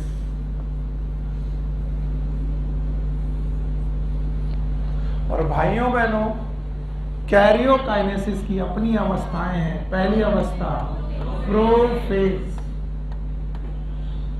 दूसरी मेटाफेज, तीसरी एनाफेज और चौथी टीलोफेज। बताइए न्यूक्लियस कहां तक डिवाइड हो जाएगा? टीलोफेज तक, बाद में साइटोप्लाज्म। तो बताओ इस पॉइंट से लेकर इस पॉइंट तक क्या चलेगा? M phase. It is M phase. और ये साइकिल टोटल कितने घंटे लगाएगी? 24 घंटे इन टिपिकल ह्यूमन सेल, जिसमें 23 घंटे कौन ले जाएगा? Interphase. It is known as interphase।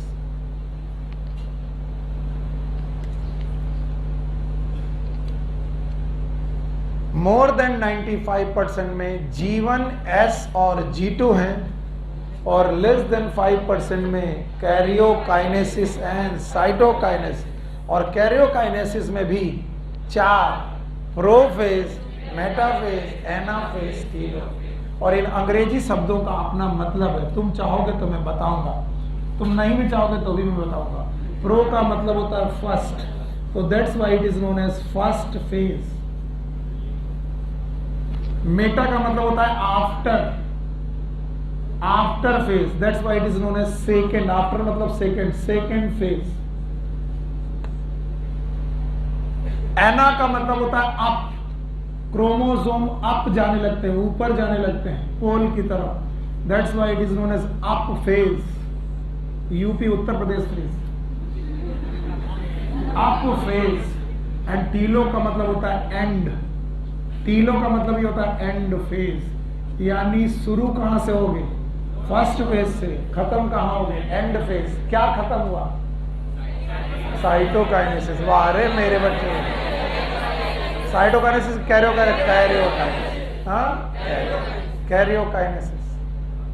अभी इस गोले को दोबारा बनाएंगे, तो अभी सीख लो, बहुत मेहनत बाकी है अभी इसमें। अभी तुम्हारी आंखों के सामने कुछ और रहस्य उद्घाटित होंगे। जाग जाओ बेटा, तुम अपना टेप वेट लिए बैठे हो, सीधे बैठो। अभी तो यार यंग हो, अभी कौन सा तुम 50-60 साल हो गए मेरी तरह बैठे हो ऐसे। बेटा हमको पिछले 60 सालों से, मैं 60 साल का हूं। कुछ लोग कह रहे 60 साल के, हाँ लगते तो हैं। नहीं कम बता रहे हो महाराज, कह रहा सर कम बता रहे, सही सही लगा लो।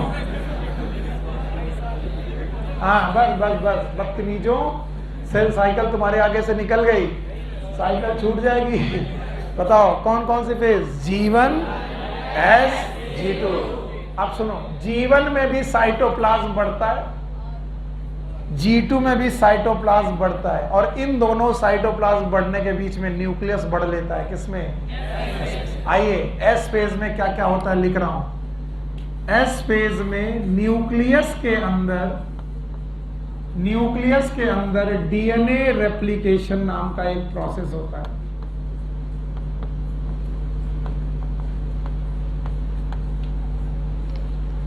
और साइटोप्लाज्म के अंदर सेंट्रियोल डुप्लीकेशन का एक प्रोसेस होता है। इसका मतलब ये केवल एनिमल में होता होगा, centriole is found in animal, लेकिन डीएनए डुप्लीकेशन हर जगह होता होगा। मैंने एक साल क्वेश्चन बनाया जिसमें से 80% लोग धराशायी हुए थे और बाद में मुझसे लड़ने आए थे। मैंने क्वेश्चन बनाया था, in animal cell the which of the following structure or organelle oblique duplicate in cytoplasm। और मैंने बोला था in S phase, बोलो in S phase which of the following structure or organelle duplicate in cytoplasm। मैंने पहला option दिया था DNA, दूसरा ऑप्शन दिया था सेंट्रियोल, तीसरा ऑप्शन दिया था बोथ, चौथा दिया था नन। सब लोगों ने लगाया था बोथ। सही की गलत? गलत। क्यों? क्योंकि मैंने पूछा साइटोप्लाज्म में, तो साइटोप्लाज्म में क्या डुप्लीकेट किया? नहीं आया, नहीं आया। भैया कोशिका के दो पार्ट हैं, ये रहा न्यूक्लियोप्लाज्म और ये रहा, तो बताओ सेंट्रियोल अपना नंबर कहां बढ़ा रहा है? साइटोप्लाज्म। और डीएनए न्यूक्लियस के अंदर। तो बताओ डीएनए डबल हो रहा है न्यूक्लियस के अंदर और सेंट्रियोल डबल हो रहा है साइटोप्लाज्म के अंदर। तो मैंने क्या लिखा? एस फेज में न्यूक्लियस के अंदर डीएनए डबल हो रहा है और साइटोप्लाज्म के अंदर सेंट्रियोल डबल हो रहा है। तो याद रहे, एस फेज में न्यूक्लियस के अंदर डीएनए डुप्लीकेशन चल रहा, रेप्लिकेशन चल रहा, और साइटोप्लाज्म में सेंट्रियोल डुप्लीकेशन चल रहा। अगर आपका मन कर रहा है कि सुनील सर अपने मन से पढ़ा रहे, तो घर में जाके एनसीईआरटी दोबारा जरूर पढ़ना, because it is written in NCERT. Now G1 phase बहुत ही खतरनाक फेज है। इस फेज में न्यूक्लियोटाइड बन रहे हैं, मतलब मोनोमर्स बन रहे हैं, अमीनो एसिड बन रहे हैं। इसी फेज में बेटा ध्यान सुनना, एटीपी बन रहा, इसी में most of the cell organelle double हो रहे हैं। Most of the cell organelle ये डबल हो रहे हैं, ये डुप्लीकेट हो रहे हैं। Nucleotide, amino acid, ATP, most of the cell organelle यहां पर डबल हो रहे हैं G1 में। बोलो क्या क्या? न्यूक्लियोटाइड बन रहा है, अमीनो एसिड बन रहा है, एटीपी बन रहा है, most of the cell organelle duplicate हो रहे हैं। किस फेज में? G1। Now the G2 phase में 3 सेल ऑर्गेनेल डबल हो रहे हैं, MCG, लर्न रखना, MCG। माइटोकॉन्ड्रिया डबल हो रहा है। Most of the cell organelle कहां थे? जीवन, लेकिन माइटोकॉन्ड्रिया कहाँ? G2। क्लोरोप्लास्ट भी यहीं पर डबल हो रहा है और गोल्गी बॉडी भी यहीं पर डबल हो रहा है। अगर कोई पूछे ER कहां डबल हुआ है? G1। कहां पर? लाइसोसोम। एंडोमेम्ब्रेनस सिस्टम में गोल्गी बॉडी को छोड़कर सारा G1 में। तो most of the cell organelle कहां डबल हो रहे हैं? G1 में। लेकिन MCG बोलो कौन कौन? बोलो कौन कौन? माइटोकॉन्ड्रिया, क्लोरोप्लास्ट, गोल्गी बॉडी, ये कहां डबल हो रहा है? और याद रखना, यहीं पर आरएनए बन रहा है। क्या बन रहा है? और यहीं पर प्रोटीन बन रही है। तो आरएनए और प्रोटीन नाम के मॉलिक्यूल जो बन रहे हैं वो G1 की बजाय G2 में बन। तो जीवन क्या कर रहा है? न्यूक्लियोटाइड बना रहा है, अमीनो एसिड बना रहा है, एटीपी बना रहा है, most of the cell organelle को डबल कर रहा है। सर हमको बिल्कुल समझ में नहीं आ रहा है, और जब हम कल पूछेंगे तब क्या करोगे? और आज भी मैं कह रहा हूं कि इतने से इतनी दूर में केवल ग्रोथ हो रही है। किसकी? Cell growth. बोलो क्या? और सेल ग्रोथ में कितनी ग्रोथ? दो। एक कौन? साइटोप्लाज्म। दूसरा न्यूक्लियस। न्यूक्लियस के अंदर डीएनए। डीएनए किस फेज में? बाकी G1 और G2 में क्या? साइटोप्लाज्म। और साइटोप्लाज्म के कौन कौन से हिस्से बता पाओगे? बोलो। G1 में nucleotide, amino acid, ATP, most of the cell organelle किसमें? G1।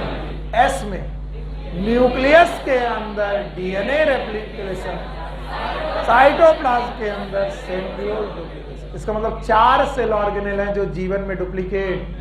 कौन कौन? Centriole, mitochondria, chloroplast, Golgi. जिसमें सेंट्रियोल किस फेज में duplicate? S। Mitochondria, chloroplast, Golgi body G2। Learn कर पाओगे? और याद रखना, इनमें से कुछ पॉइंट मैंने आकाश की बुकलेट से उठाए हैं और एलन की बुकलेट से उठाए हैं। ये वाला पोर्शन एनसीईआरटी में नहीं है। So please right it down well.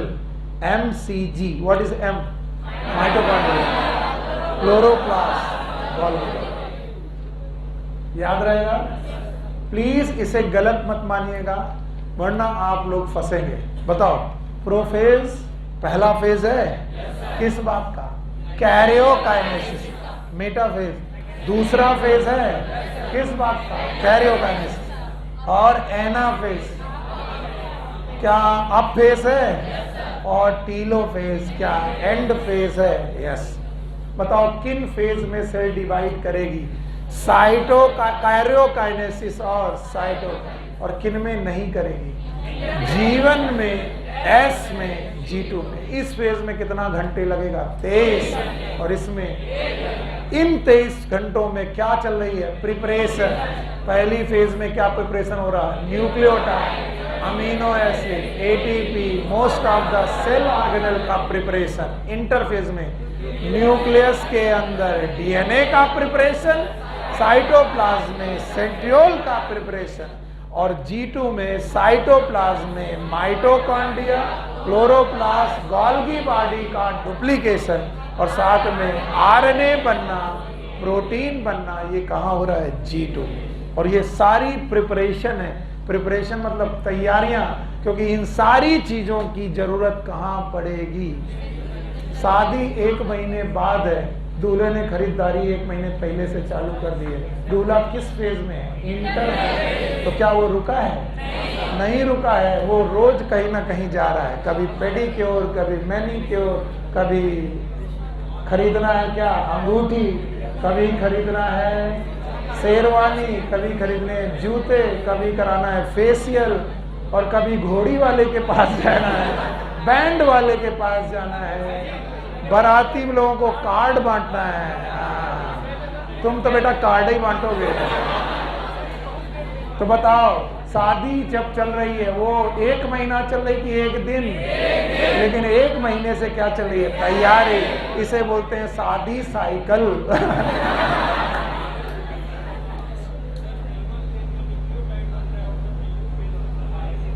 हाँ, तो कोई दिक्कत है आपको? ऐसे कैसे कुछ रिलेट करने में दिक्कत हो रही? बताओ बताओ बताओ, क्यों तुमने क्वेश्चन पूछा? क्वेश्चन पूछ लिया, तुम्हें समझ में नहीं आ रहा क्यों पूछा? क्या कंफ्यूजन था? दैट कंफ्यूजन मुझे बताओ। न्यूक्लियोटाइड बन गए तो एस फेज में, तो nucleotide are the monomer which is required for DNA synthesis. तो पहले तुम्हें आटा चाहिए कि रोटी? तो ये है आटा, कच्चा माल, और उससे बनेगी रोटियां। यहाँ नहीं आया। न्यूक्लियोटाइड नहीं होंगे तो किनको जोड़कर पॉलीमर बनाओगे? तो न्यूक्लियोटाइड पहले कहां बनवा लिए? जीवन। उनसे क्या बनाया? डीएनए। फिर उन्हीं से क्या बनाया? आरएनए। कुछ न्यूक्लियोटाइड डीएनए बनाने में और कुछ न्यूक्लियोटाइड आरएनए बनाने। इसमें कहां दिक्कत कि सर कहीं कुछ गड़बड़ तो नहीं कर दिया? एकदम सीक्वेंस रट्टा मार के आया हूं मैं। रट्टा मारने की मुझे इसलिए जरूरत नहीं पड़ती, मैं तुम्हें सच बताऊं, मुझे सच में क्यों रट्टा मारने की जरूरत नहीं पड़ती? बिकॉज मैं चीजों को कॉन्सेप्चुअली रिलेट करने की कोशिश करता हूं। मैंने पहले ही सेकंड में तुमसे, पहले आधे घंटे में तुमसे कह दिया, जो बच्चा ये दो चीजें सीख लेगा वो सेल डिवीजन में नहीं फंसेगा। कि कोई भी सेल डिवाइड करने के पहले ग्रोथ, और हम यहाँ क्या करा रहे हैं? ग्रोथ।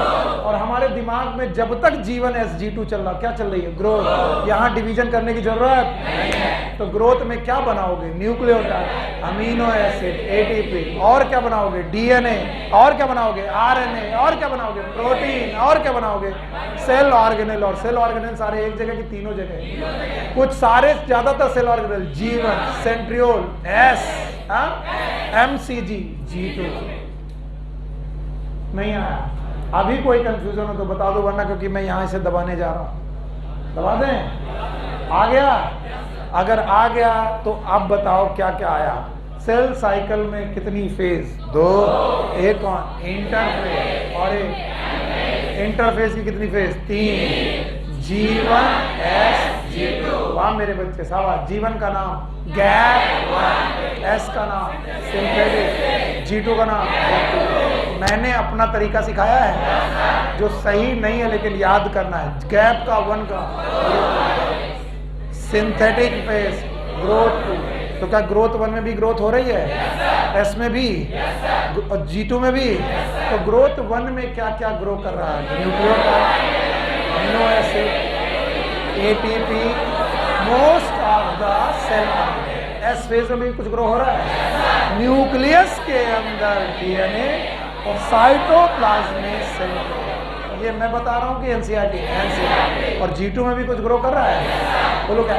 MCG, माइटोकॉन्ड्रिया, क्लोरोप्लास्ट, ऑल्गी। इसके अलावा आरएनए ग्रो होकर के तैयारी है। ये तैयारी 1 महीना चली दूल्हे की, और शादी 1 महीना होनी।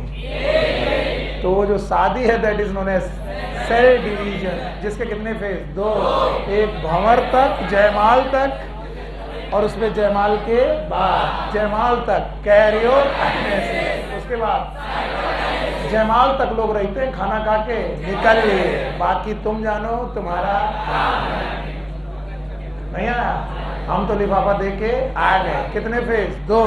पहला कौन? कैरियोकाइनेसिस। दूसरा समझ में आया? And now the very raw and rude, गंदा कॉन्सेप्ट। सब लोग पेन छोड़ देंगे, सब लोग पेन छोड़ देंगे। और ये गंदा कॉन्सेप्ट एक गंदा आदमी ही सिखाता है पूरी इंडिया में, वो है सुनील सर। मेरे अलावा ये गंदा कॉन्सेप्ट आपको कोई नहीं सिखाएगा, क्योंकि मैं बड़ी गंदी तरीके से बात बताता हूं। मैंने दोबारा गोला बनाया, मतलब मैं इसमें क्या भरने वाला हूं तुम्हें याद है? बोलो, ये वाला फेज क्या है? G1। ये वाला G2। जिसने भी पेन बेटा ओपन करके रखा हुआ है वो मेरे पे विश्वास नहीं करता। आपको केवल दिमाग चलाना है। अगर ये नहीं चला पाए तो तुम कितना भी लिख लो, तुम्हें आना है नहीं। और जब तुम्हें आना नहीं है तो वो किताबों में और नोटबुक में बना रह जाएगा। पहला पॉइंट ये है कि इंटरफेज का जो न्यूक्लियस है, कोशिका अगर किस फेज में है? इंटरफेज। तो मैं पहले ही बता दे रहा हूं क्योंकि बड़ा गंदा कॉन्सेप्ट है, उल्टा सीधा पढ़ाता हूं। ये जो इंटरफेज का न्यूक्लियस है, मान लो ये कोशिका इंटरफेज में है और इसके पास न्यूक्लियस है, तो इंटरफेज के न्यूक्लियस में डीएनए क्रोमेटिन थ्रेड के रूप में होता है। ये मैं पढ़ा चुका हूं, भूल गए? फ्लेमिंग याद है? रंगीन धागे दिखते हैं? इंटरफेज में क्रोमोसोम की बात करना बदतमीजी है। अगर कोई क्रोमोसोम की बात करता है इसका मतलब उसे बायोलॉजी नहीं आती। क्रोमोसोम नाम का स्ट्रक्चर इंटरफेज में अपीयर नहीं होता। किस रूप में होता है? क्रोमैटिन। पर तुम्हारे टीचर तुम्हें क्रोमोसोम मान के ही इंटरफेज में पढ़ाने जा रहे हैं, इसीलिए मैं बोलता हूं दिस इज द मोस्ट गंदा कॉन्सेप्ट। क्योंकि मुझे मालूम है ये क्रोमैटिन एक दिन आगे चलकर मेटाफेज में जाएगा। कौन? और यही क्रोमैटिन क्या बनाएगा? क्रोमोसोम। तो आज भले ये क्रोमैटिन है, आगे चलकर क्या बनाएगा? क्रोमोसोम।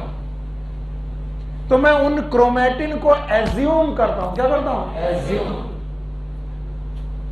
रियलिटी में क्रोमोसोम इंटरफेज में है कि नहीं है? नहीं है, बट आई एज्यूम इट कि अगर ये क्रोमैटिन है तो आगे चल के क्या बनाएगा? क्रोमोसोम।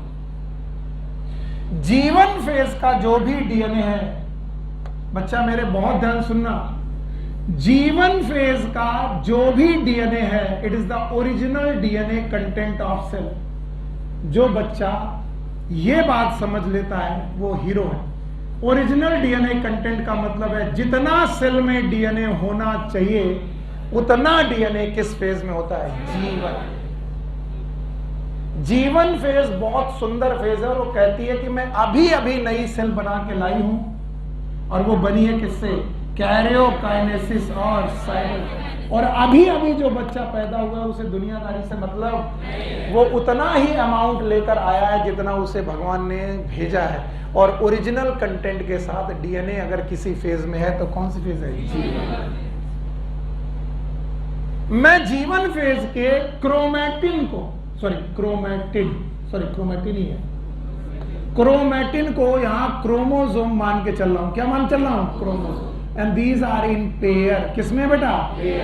एन और एन। अगर मुझे कभी इंटरफेस का क्रोमोसोम बनाना पड़ जाए, बोलो किसका? इंटरफेस का क्रोमोसोम बनाना पड़ जाए तो ये दो क्रोमैटिड मिलेंगे, लेकिन इन क्रोमैटिड की सेहत आपको अधूरी दिखाई पड़ेगी। ऐसा तो क्रोमोसोम आपने पढ़ा ही नहीं। बताइए, क्या इसमें हर क्रोमोसोम एन है? यस और नो? क्या ये एन है? तो बताओ जीवन में कितने क्रोमोसोम? 2n। बोलोगे? और मान लीजिए अगर इस एक और इस एक का मतलब C है और इस एक और इस एक मतलब का C है, तो बताओ इस समय पर आपके पास कितना है? 2C। हाँ? तो आपके पास जीवन में कितना क्रोमोसोम है? नंबर में 2 और अमाउंट में 2C। यस और नो? अच्छा, अब आई एस फेज। कौन सी फेज? एस। जैसे ही एस फेज आई डीएनए डुप्लीकेशन हुआ। क्या हुआ? डीएनए डुप्लीकेशन हुआ। उसने क्या बढ़ाया? नंबर की अमाउंट। प्लीज सी, मजा आएगा आपको। ये एक था और ये एक था, यही था। ऐसा बड़ा बना दिया बस मैंने यहां पर। ये एक था और ये एक था, ये एक था और ये एक था, तो ये n था और ये n था। नंबर अभी भी कितने? 2n। पर भाइयों डीएनए ने अमाउंट बढ़ाया है। क्या बढ़ाया है? अमाउंट। और अमाउंट डबल किया। क्या किया? इसीलिए इसका नाम है डुप्लीकेशन। डीएनए ने अपना अमाउंट डबल किया है, इसी का नाम क्या हो गया? डुप्लीकेशन। क्योंकि इसे मैं n मानता था, सॉरी C मानता था, और इसे C, तो इसे भी C और इसे भी C। बताइए C हाँ? याद रखना, इसको और इसको मिलाकर मैं क्या मानता था? C, और ये और से क्या हो गया? C, और इसे और इसे मिलाकर C, तो C और C। तो क्या एक क्रोमोसोम में अमाउंट डबल हुआ? और दूसरे क्रोमोसोम में भी अमाउंट डबल हुआ, लेकिन नंबर क्या रहा? सेम। तो बताओ क्रोमोसोम नंबर कितने? 2n। और अमाउंट 4C, ये कहां पर हुआ? S। इधर देखो, अच्छा इनको भी देखना है। सुनील सर कितने यूनिट है? एक हाथ, भगवान ना करे, एक हाथ और एक पैर सुनील सर के पास नहीं है। सुनील सर का नंबर कितना है? आधा। अरे मेरे अभी भी राशन कार्ड में कितनी यूनिट आएगी? नहीं, सुनील सर आधे हैं, आधे हो गए। बताओ, सुनील सर नंबर में एक, अमाउंट में आधे। तुम बेवकूफ हो क्योंकि तुमने मुझे ऐसे देखा है। यस और नो? पर क्रोमोसोम जब शुरू होता है तो ऐसा होता है। It is the original content. एक ये और एक ये, और डीएनए डुप्लीकेशन हुआ तो एक ये डबल हो गया और ये भी डबल। नहीं आया? तो जिस समय क्रोमोसोम अपीयर हुआ आपके सामने, उस समय क्रोमोसोम एक्चुअली इक्वल अमाउंट रख रहा कि डबल? नहीं आया। इसे समझ में नहीं आया। ऑनलाइन वालों सॉरी, क्योंकि मुझे दीवार टिका के चाहिए। इधर देखो, see this condition, it is a chromosome condition. कौन सी कंडीशन? क्रोमोसोम कंडीशन जिस समय जीवन में अगर होती, जीवन में क्रोमोसोम है कि नहीं है? अरे यार फोटो तो मत खींचो यार, तो सर ऐसे बनाए फिर मजाक करते हैं। मम्मी का समय किसी ने फोटो खींची तो मैंने पहले ही बोल दिया था, G1 SG2 में क्रोमोसोम की बात करना सही है कि गलत? गलत। मैं किसे एज्यूम कर रहा हूं क्रोमोसोम? क्रोमैटिन। अगर क्रोमैटिन क्रोमोसोम होती तो बताओ, इसमें यहां और यहां मिलाकर दो क्रोमैटिड होते, लेकिन दोनों में अमाउंट इक्वल होता कि डबल? इक्वल। एक याद रखना, G1 फेज के बाद क्या आई? S के बाद क्या आई? G2 के बाद प्रोफेज के बाद मेटाफेज में जो क्रोमोसोम अपीयर हुआ आकर के, वो एक्चुअली किससे क्रॉस होकर आया? S पे। तो जब क्रोमोसोम दिखता है, वो S में दिखता है कि हम पे? वो ऑलरेडी कहां से आ रहा होता है? और इसका मतलब वो अपने अमाउंट को डबल करके आ रहा है। इसका मतलब जब वो क्रोमोसोम M फेज में दिख रहा तो आपको ऐसे दिख रहा है, एक क्रोमैटिड ये, एक क्रोमैटिड ये दिख रहा है, लेकिन उस समय पर वो किस फेज से होके आया? S। इसका मतलब जब तुम्हें क्रोमोसोम के ओरिजिनल दर्शन हुए, वो इक्वल डीएनए के साथ था कि डबल? तो अगर उसका इक्वल डीएनए होता तो ये कंडीशन होती। यस और नो? यस। नहीं आया। तुम्हारे हाँ और ना में कोई अंतर नहीं। ये मेहनत है बेटा, इसे याद रखना, कोई नहीं करता। आए तुम्हें चाहे ना आए। फिर से,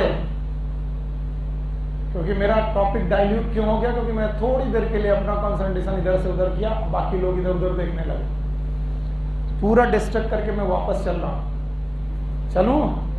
बोलो, कितनी फेज? दो।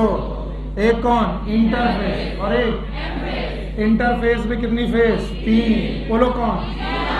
फिर SG2। क्या ये G1 फेज है? ये S फेज है? G2 है? प्लीज अब मदद करना भाई, अब मदद करना। अब नहीं किया तो तुम हम दोनों बर्बाद। बताओ इसके बाद कौन सी फेज? सीधे यहाँ फेज।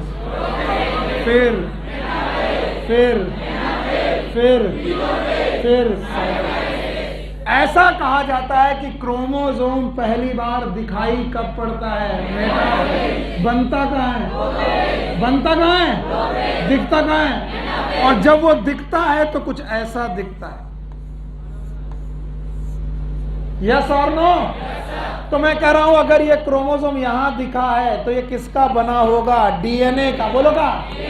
और डीएनए डुप्लीकेट कहां हो चुका है? S फेज में जो डीएनए डुप्लीकेट हुआ है तो अमाउंट में इक्वल है कि डबल? इसका मतलब क्रोमोसोम जब दिख रहा है वो इक्वल अमाउंट में दिख रहा है कि डबल? इसका मतलब अगर इक्वल अमाउंट में दिखता तो इतना दिखता कि आधा। तो बताओ, दिस इज नॉट आधा, दिस इज इक्वल डीएनए। नहीं आया?